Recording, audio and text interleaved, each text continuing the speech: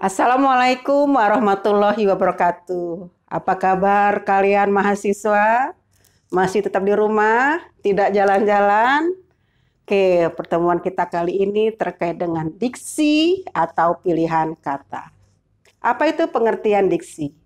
Diksi adalah pilihan kata yang sesuai dengan konteks kalimat untuk menyampaikan pesan atau gagasan oleh penulis atau pembicara kepada pembaca atau pendengar yang sesuai dengan kondisi dan rasa bahasa tertentu serta berterima. Pentingnya diksi. Mengapa pentingnya diksi dianggap penting?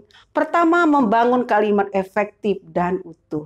Yang kedua, memberikan kemudahan penulis dalam menyampaikan pesan atau informasi kepada pembacanya.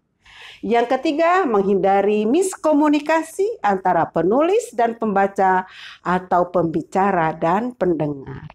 Apa itu ketepatan diksi? Ketepatan diksi adalah kemampuan sebuah kata untuk menimbulkan gagasan yang sama pada imajinasi pembaca atau pendengar seperti yang dipikirkan dan dirasakan oleh penulis atau pembaca.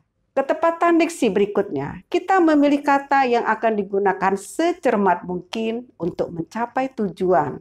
Komunikasi yang efektif, ketepatan tidak akan menimbulkan salah paham. Syarat ketepatan diksi. Yang pertama, membedakan secara cermat denotasi dan konotasi. Contoh, amplop putih itu milik Pak Joni. Amplop putih, amplop di sini artinya bermakna denotasi. Kemudian Azizah adalah bunga desa di kampungnya. Nah, ini mempunyai makna konotasi tepatnya pada kata bunga desa. Yang kedua, membedakan kata-kata yang hampir bersinonim dengan cermat. Contohnya, siapa pengubah peraturan yang memberatkan pengusaha? Oke.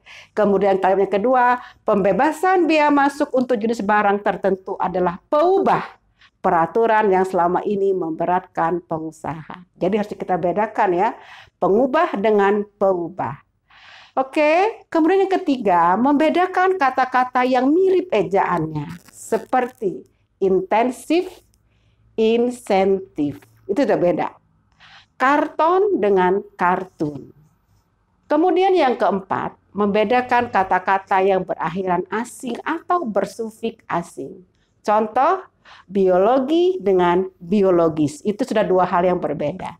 Yang kelima, membedakan kata depan secara idiomatik. Seperti kata ingat. Seharusnya ingat akan, bukan ingat terhadap. Oke, bisa membedakan ya. Yang keenam, membedakan kata umum dan kata khusus. Seperti kata binatang mempunyai makna umum, sedangkan kelinci mempunyai makna khusus. Kemudian yang ketujuh, mengetahui perubahan makna yang terjadi pada kata-kata tertentu yang telah dikenal. Seperti hipotesa menjadi hipotesis. Jadi yang tepat yang mana? Hipotesis.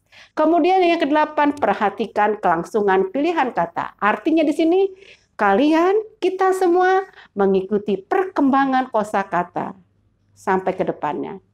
Kemudian makna kata. Kata merupakan satuan bebas terkecil yang mempunyai dua aspek, yaitu aspek bentuk atau ekspresi dan aspek makna, aspek isi atau makna. Bentuk bahasa adalah sesuatu yang dapat dicerna oleh panca indera. Bisa juga didengar ataupun dilihat. Kemudian dari segi isi atau makna.